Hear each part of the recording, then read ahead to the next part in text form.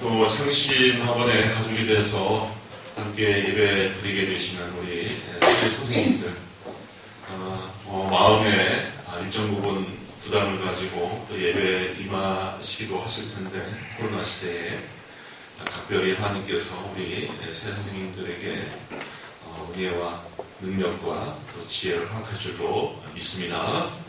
이 시간에 인정받는 그리스도인이라 하는 제목으로 함께 은혜를 나누겠습니다. 언제부터인가 대중매체나 국민들 사이에 국격이라고 하는 말을 쓰고 있습니다. 개개인에게는 인격이 있듯이 나라에도 국격이 있다는 식의 개념이죠. 근래 저는 뉴스를 접하면서 국격이라고 하는 것을 좀 깊이 생각해 볼 기회를 가졌습니다.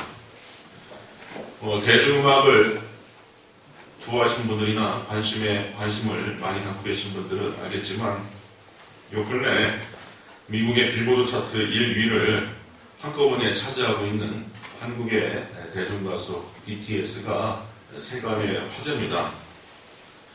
비틀즈 이후에 이만한 역량을 발휘하는 그룹이 없다 칭송할 정도로 엄청난 인기를 부과하고 있는데요. 그런데 이 BTS가 한국전쟁 당시 미국의 참전에 대하여 고마워한다라고 하는 발언 때문에 중국 정부와 인민들이 발끈하고 있다는 뉴스가 보도된 바가 있습니다. BTS가 한미 관계 발전에 기여한 공로로 벤플리트 상을 받았기 때문이죠. 이 상은 한국전쟁에 참전한 벤플리트 장군을 기리기 위해서 1995년에 제정된 상이라는데, 이것을 대중 가수들이 받게 된 것입니다. 이때 수상수감을 이야기한 대목이 이런 이야기가 나옵니다. 올해는 한국전쟁 70주년으로 우리는 한미 양국이 함께 겪었던 고난의 역사와 많은 남성과 여성의 희생을 영원히 기억합니다. 이렇게 참 요 근래 젊은이답지 않게 아주 좋은 아름다운 참 예의가 있는 발언을 했습니다. 근데 이것을 전해 듣고 중국 정부와 대중들이 이 발언에 매우 거친 반응을 하고 있습니다. 가령 한국인들은 항미 원조의 역사를 모른다. 항미 원조라고 하는 것은 중공이 그 유엔군의 그 북쪽 이렇게 진출을 저지하기 위해서 대거 중국 공산당 이 군인들을 투입한 사건을 항미 원조라고 하는데, 이걸 모른다. 또 중국인들이 참전한 한국 전쟁에 희생된 중국인들을 모욕했다. 이렇게 이야기를 한 겁니다. 우리 남한 사람들의 입장에서는 이런 이야기를 들으면 정말 실소를 금치 못할 수가 없습니다. 어처구니가 없는 거죠. 아니, 비난을 하려면 북한 얘기하든지요. 그렇죠?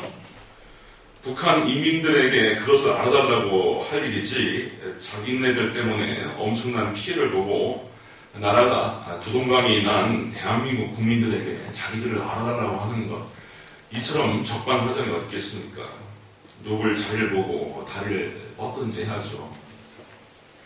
세계 태권국으로 등장하는 중국이 향후 계속 우리 한반도에 있어서는 대단한 골칫거리로 이제 기능할 것입니다.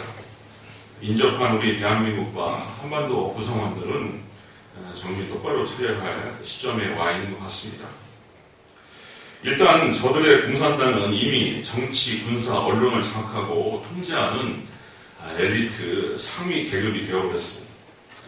계급 타파가 원래 공산주의의 목적이었는데, 자기들이 이제 상위 엘리트 계층의 계급이 되어버렸습니다.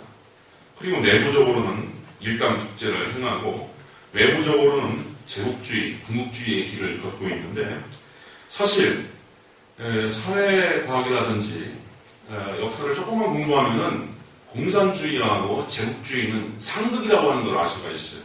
상극. 이 제국주의가 뭡니까? 나라의 힘을 키워서 소수 민족과 약소국을 침탈에 들어가서 인민들을 착취하고 또 그들의 자원들을 강탈해 내는 것이 식민주의, 제국주의자지 않습니까? 그것을 저항하기 위해서 이렇게 안추해낸 것이 공산주의인데 중국 같은 경우는 이게 유착관계가 되어버렸어요. 그러니까 공산주의와 제국주의를 같이 갖고 있습니다. 그러니 중국 세계 슈퍼파워로서 두 번째 슈퍼파워로서 어마어마한 영향력을 행사하면서 주변 야소국, 주변국들에게 끊임없이 경제적인 또 군사적인 정치적인 외압을 행사하고 있는 그야말로 중화 제국주의가 되어버리는 현실입니다. 아주 기형적인 모습을 보이고 있어요. 근데 문제는 우리나라가 이 중국을 어떻게 대처해야 되느냐가 참 문제예요. 우리나라가 세계에 대하여서 우리는 이제 제조업 중심 국가이기 때문에 수출해서 또 수입해서 먹고 사는데 경량 1위의 대상 국가가 바로 중국입니다. 그리고 중국으로부터 우리는 어마어마한 무역 이득을 얻고 있어요. 일본한테는 우리는 무역을 늘 적자 상태로 우리는 일본에게 돈을 벌어주고 있는 입장인데 중국에게는 우리가 돈을 벌어온 입장입니다. 이러니 참 딜레마에 처해 있는 거예요. 근데 그만한 덩치를 갖고 있으면서도 중국이 국격의 면에서는 참 형편없다라고 하는 생각을 제가 해보았습니다.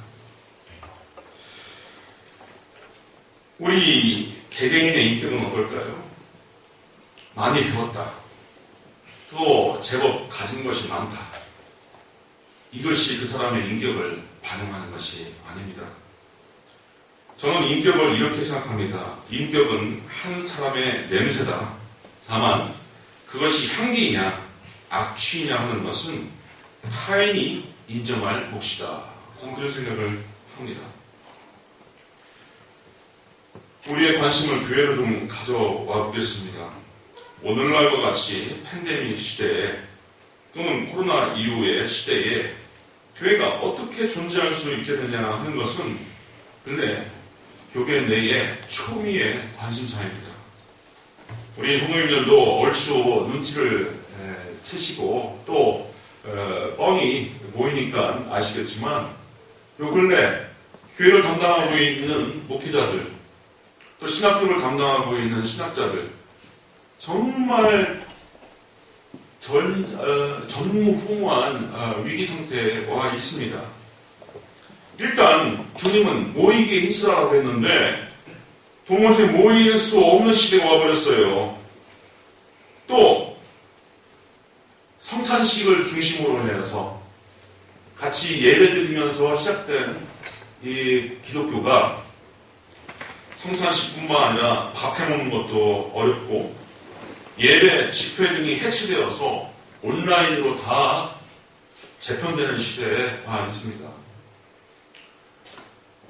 참 저도 같은 신학자지만 그런 이야기를 주장하는 신학자들 보면 좀 한심스럽다 싶어요.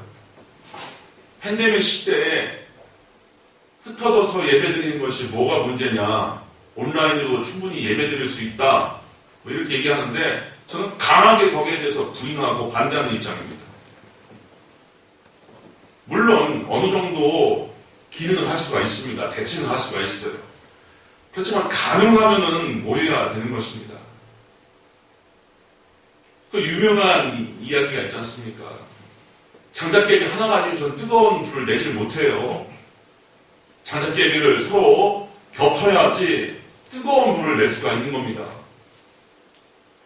또 대중예술, 공연예술에 관계되신 분들은 아마 제 이야기를 대뜸 알아들을 수 있을 겁니다. 스크린으로, TV 모니터로 어떤 피아노 연주나 성악 연주나 이것 할 수 있지요. 그런데 그 공연장 내에서 이렇게 함께 전달하고 전달받을 수 있는 그 아우라가 없어요. 아우라가. 사람들이라고 하는 존재, 인간이라고 하는 존재, 사람 인자를 한번 떠올려 봅시다. 사람 인자를 우리 성도님들은 어떻게 배우셨습니까? 이렇게 손을 모아서 이렇게 다리를 벌리고 있는 것으로 그렇게 배우셨습니까? 아니죠. 사람 인자는 두 사람이 서로 등을 등지고서 기대어 있는 모습이 사람 인자예요. 거기에 뭘 의미하는 겁니까? 독점적인 인생은 없다는 겁니다. 사람은 사람끼리 모여서 따뜻한 정을 나누고 사람 냄새를 맡으며 온기를 나누면서 사는 것이 인간이라고 하는 존재입니다. 하나님도 아담을 만들었을 때 독청하는 것이 보기 안쓰러워서 그 배우자 이브를 하와를 만들었다. 성경은 그렇게 가르치고 있어요. 독청하는 것, 고립되어 있는 것, 원자화되고 파편화되어서 살아가고 있는 것, 이거는 반기독적이고 반복음적인 모습입니다. 인간은 모여야 되고 정을 나누어야 되고 함께 밥해 먹어야 되고 교제해야 되고 서로 사랑해야 되고 얼싸안고 뺨을 부비고 성경에 나와 있는 대로 거룩한 키스, 거룩한 입맞춤으로 서로 문안하는 것이 이게 기독교의 정신인 거예요. 근데 언론은 교회가 전염의 온상으로 낙인 찍어가고 있습니다. 맞습니다. 그러한 사회가 보호가 됐죠. 근데 교회 안에서 그 대한민국의 이 전염 확산에 얼마나 기여했을 것 같습니까? 20%? 30%? 대한민국의 이 팬데믹 상황에 교회가 얼마만큼 못된 일을 저지르는 것 같습니까? 50%? 60%? 70%요? 1%도 안 됩니다. 1%도. 그러나 정부나 또 언론이 어떤 식으로 자꾸 이 뉴스를 생산해냅니까? 교회를 지목하고 교회에게 모든 책임을 전가하는 방식으로 정권 유지를 하고 있어요. 도와야죠. 국가는 교회를 도울 때 부강병 번성했습니다. 기독교 2000년사 역사를 보면은요, 틀림없이 나와 있어요. 국가와 교회는 대부분 갈등 관계에 놓여 있습니다. 정치 권력과 교회 권력은 늘 갈등 관계에 놓여 있는데, 이 하나님의 교회를 자칫 잘못 대우하다가 권좌에서 물러나거나 국가가 폭삭 망해버린 사례가 참 많아요. 저는 그런 역사를 보면 하나님이 정말 살아계시다라고 하는 것을 소름 끼치게 느낍니다. 그러나 오늘날 대중들이 언론을 접하면서 어떻게 생각합니까? 교회를 사회적 지탄거리로 생각을 합니다. 그래야여서 구두전도가 어려워진 시대에 처해 있습니다. 이러한 문제점과 의문은 우리로 하여금 오늘 본문 예수님의 교훈으로 인도되게 됩니다. 예수님은 이렇게 가르치십니다. 이제 너희의 행실로 전도하거라. 이 문제에 있어서는 저조차도 참 자신이 없습니다. 말로 전도하는 거 그다지 어렵지 않지만 행실로 전도하는 거 참 어려운 몫입니다. 3.5%의 소금이 바닷물을 썩지 않게 만들듯이 너희도 세상에서 그렇게 살거라. 오늘 본문을 다시 보겠습니다. 마태복음 5장 13절에 보면은 너희는 세상의 소금이니 소금이 만일 그 맛을 잃으면 무엇으로 짜게 하리요? 후에는 아무 쓸데없어 다만 밖에 버려져 사람에게 밟힐 뿐이라 하셨습니다. 아니 소금이 짠맛을 잃어버려? 이런 경우가 어디 있어? 이렇게 생각하실 수 있겠지만 이스라엘은 사해를 그 국토 안에 갖고 있는 나라죠. 사해 주변에 보면은 암염덩어리가 참 많습니다. 근데 이 암염이라고 하는 것은 수만 년간 풍화작용에 의해서 불순물이 섞여서 염화나트륨 성분이 주성분인데 그야말로 짠맛을 잃어버리는 경우가 참 많습니다. 그래서 이렇게 찍어 먹어봤자 그냥 흙과 같고 짠맛이 없는 경우가 많아요. 예수님께서 그걸 연구하신 겁니다. 근데 이 암염덩어리를 이스라엘 사람들은 당대에 어떻게 썼냐? 이렇게 빻아서 겨울날 성전 바닥이 이렇게 살포시 얼어서 지나가는 행인들이 미끄러질까봐 거기에 뿌리는 용도로 사용합니다.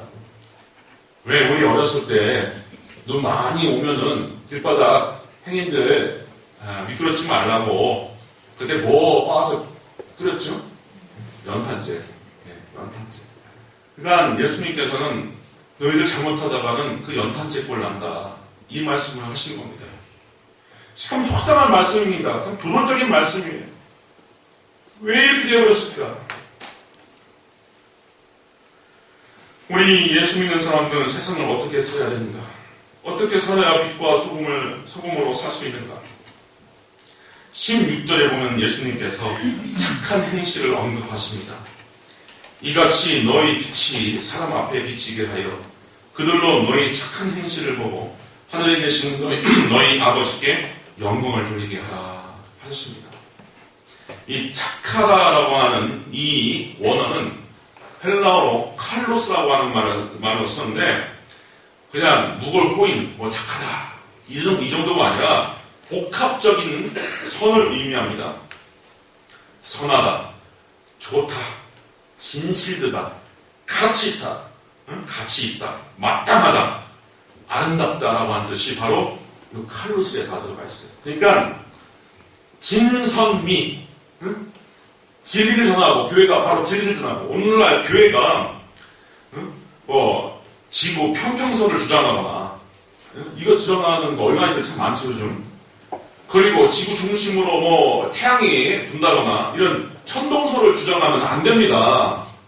아시겠습니까? 우리 과학선생님도 많이 있겠지만 그런 거 주장하면 안 돼요. 그건 진리에, 진실에 위배되는 겁니다.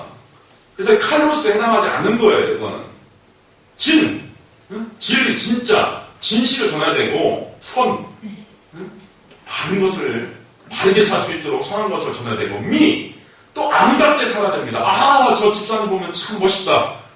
저 집사님 참 멋지게 산다. 아름답게 산다. 라는 이야기를 들을 수가 있어야 되는 겁니다. 하나님께 인정받는 신자. 사실 이게 가장 급선무죠. 사람에게 인정받는 것도 중요하지만 먼저는 하나님으로부터 인정받아야 됩니다. 시편 15편 1절을 보면은 이렇게 기록하고 있어요. 여호와여 주의 장막에 머무를 자 누구오며 주의 성산에 사는 자 누구오니까 이렇게 의문을 던져요. 그러고서 그 구체적인 조건에 대하여 시편 기자는 이렇게 읊어내고 있습니다.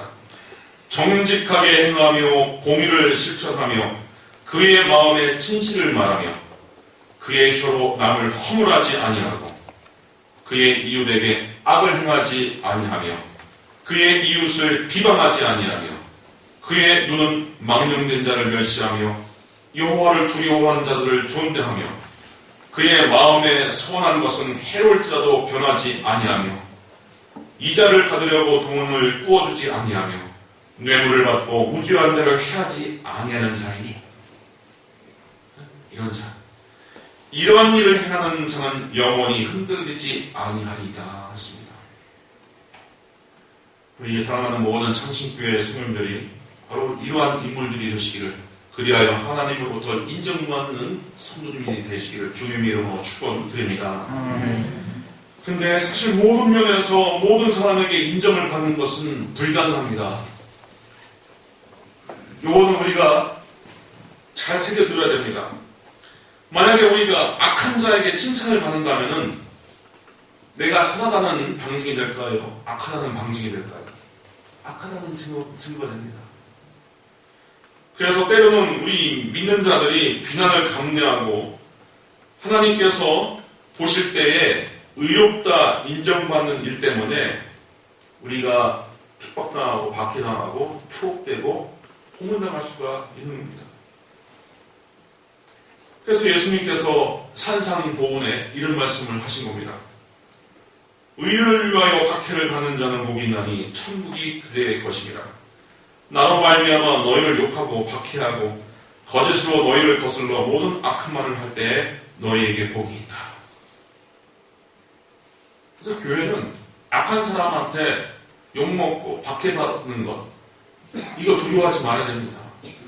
그럴 수가 있는 겁니다. 두 번째, 인정받는 그리스도인은 실력이 있고 성실해야 됩니다. 실력이 있어야 됩니다. 성실해야 됩니다. 성도님들이 위중한 질병에 걸렸다고 칩시다. 혹은 성도님의 귀한 딸이 시집가서 아이를 낳는데, 첫 아이를 낳는데 난산이라고 합시다. 어떤 의사에게 집도를 맡기실 겁니까? 이런 의사가 있습니다. 사람 참 착합니다. 목을 올립니다. 따르는 친구 많습니다. 여기저기 잘 베풀고 착하다고 사람 좋다고 소문 자자합니다. 그런데 가끔 개복한 곳에 가위도 넣고 붕대도 넣은 상태로 봉합하고 간을 수술한다는 게 쓸개도 수술합니다. 이런 사람에게 맡기겠습니까? 반면 이런 의사가 있습니다. 성질 대단히 고약합니다. 외골수이고 인색하고 못되어서 간호사들을 그렇게 괴롭힙니다. 그런데 창원에서 수술 후 회복률 1위를 합니다. 한강 이남에서 간수술 1인자를 합니다. 누구에게 맡기시겠습니까? 당연히 후자입니다. 세상에 위험한 사람 가운데 이러한 종류의 인물들이 제법 있습니다. 열정만 넘치고 지혜와 지식이 모자란 사람들, 무서운 사람들입니다. 이런 사람들한테 일 맡기다가는 그냥 회사건 공동체건 그냥 추락해버립니다. 또 생각이 이상적이지만 그것을 뒷받침할 실천 없는 자. 가끔 요즘 정치권에서 이런 사람들을 보게 됩니다. 생각만 이상적이에요. 또 이상적인 이념에 걸맞는 방법론들이 제대로 서있지 않는 자들. 꿈꾸는 이상과 비전은 좋습니다. 근데 방법론이 잘못돼 버리면요, 나라나 사회나 이걸 지옥으로 만들어 버립니다. 젊으신 분들은 이 사람에 대해서 잘 모를 수 있겠지만요, 1970년대에 캄보디아에 폴포트라고 하는 사람이 있어요.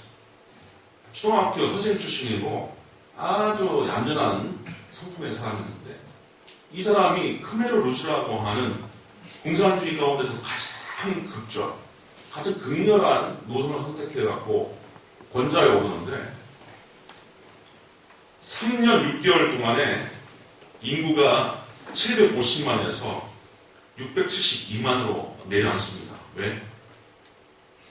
목가적인 전원적인 이상향을 캄보디아에 만들자. 그래서 도시에 있는 사람들 다 농촌으로 돌려보내고 외세 다 차단하고, 우리 얼마나 좋냐, 소 타고 다니면서 목축하고 벼농사 쌀농사 지으면서 그렇게 아름다운 파라다이스를 건설해보자 하면서 인구의 7분의 1을 죽여버려요. 영어 할 줄 아는 자, 악수해서 손이 말랑말랑한 자, 안경 쓴 사람, 전문인들, 의사, 교수, 먹물 먹은 사람들 싹 죽여버립니다. 싹 죽여. 총알이 아깝다고 아이를 시켜서 학살할 대상자에게 비닐봉지를 씌워서 비닐봉지를 씌워갖고 그렇게 해서 숨막히게 해서 죽여요. 이런 식으로 7분의 1을 죽이면요, 대한민국 같은 경우는 720만 명이 죽습니다. 720만 명이 죽어요. 이렇게 죽여버리는 사람이 바로 폴포트라고 하는 사람입니다. 그러니까 이상은 참 좋아요. 이상은 얼마나 좋습니까? 파라다이스를 만들자, 목가적인 세계를 건축해서 전 세계 이민들이 꿈에 그리는 나를 한번 만들어보자. 근데 그 방법론은 실천론이 얼마나 극악합니까? 그래서 우리 예수 믿는 사람들은 자신이 맡은 분야에 전문식과 노하우를 구비해야 됩니다. 야곱이 불을 증식하는 과정이 성경에 나와 있어요. 장자권을 훔쳐내서 아버지의 축복을 받고 형 에서를 속이고 아버지를 속이고 집에서 쫓기듯 도망쳐 나오죠. 그리고 삼촌 라반의 집에서 20년에 가까운 세월 종살이를 합니다. 그런데 혈혈 단신으로 왔지만 다시 돌아갈 때는 내가 반드시 성공해서 그문이 환영하리라 하면서 얼마나 집요하게 재산을 증식합니까? 구체적인 내용이야 우리 형님들이 한번 직접 읽어보시면 좋겠지만 그 부분을 읽으면 애처로워요. 애처로워. 그러면서 나는 이처럼 나는 이처럼 살 수 있는가 배우게 됩니다.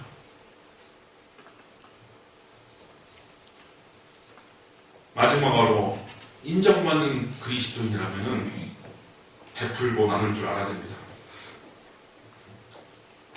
오늘날 한국 사회에 친절과 배려가 실종되어가고 있어요. 친절과 배려. 사람으로 볼 때 특히 예수 믿는 사람들은 지위 고하나 또 배경이나 학벌이나 지역이나 이런 것을 생각하지 염두하지 않고 봐야 됩니다.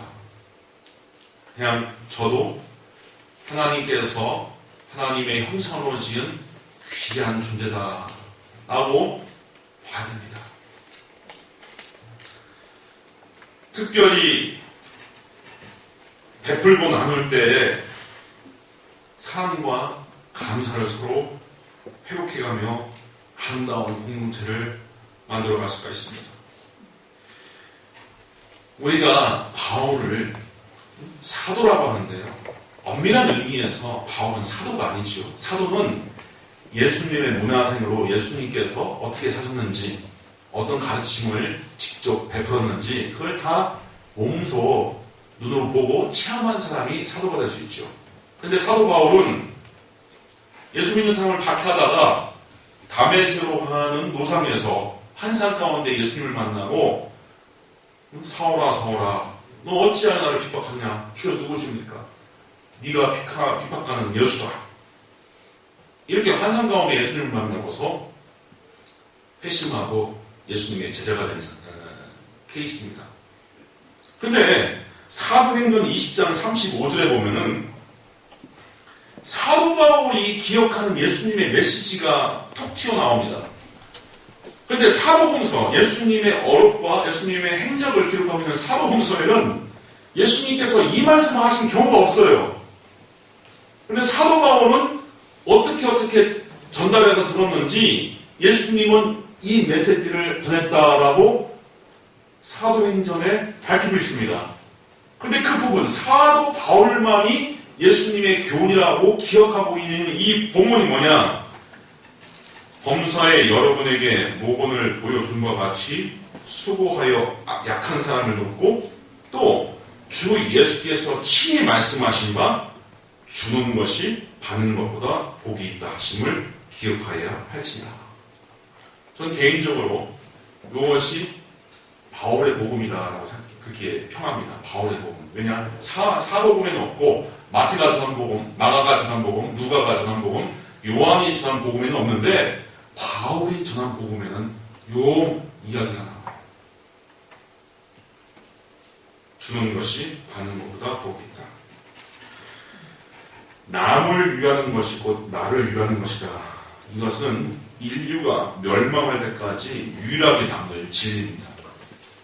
따라서 합시다. 남을 위하는 것이 곧 나를 위하는 것이다.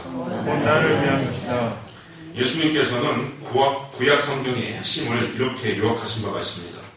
마태복음 7장 12절에 보면은 무엇이든지 남에게 대접을 받고자 하는 대로 너희도 남을 대접하라. 이것이 율법이요 선지자니라. 이거는 흔히 뭐라고 얘기하죠 우리가? 황금률. 황금률이라고 합니다. 황금률.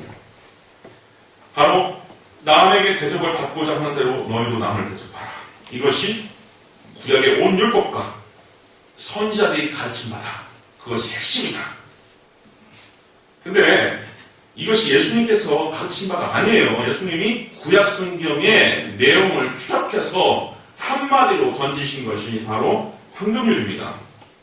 사실 예수님의 교훈은 이것보다 더 영적으로 더 심오하고 몇 걸음 더 나갑니다. 가령 누가복음 6장 35절에는 오직 너희는 원수를 사랑하고 선대하며 아무것도 바라지 말고 꾸어주라. 황금률의 차원에서 더 업그레이드 되어 있죠. 이게 예수님이에요. 근데 사실 인간이 이 황금률 정도만 지켜도 대단히 유익한 삶을 살 수 있고 타인에게 아름다움을 끼칠 수 있는 삶을 살게 됩니다. 그래서 인생을 지혜롭게 경영한 모든 현자들은 다 이것을 인정하게 되지요. 공자가 논어에 뭐라고 얘기하고 있습니까? 기소 불효기면 물시 어린이다. 네가 원하지 않는 것을 남에게 베풀지 말라. 또 석가모니도 법구경에 나에게 해로운 것으로 남에게 상처 주지 말라 했어요. 그래서 황금률은 인류의 보편적인 도덕적 또 사회윤리적 지침이에요. 재미 사업가로서 근래 직장인들에게 큰 반향을 일으키는 책들을 써서 베스트셀러 작가이기도 한 김승호 씨의 생각의 비밀이라고 하는 책을 한번 추천해드립니다. 언제 기회 있으시면 읽어보세요.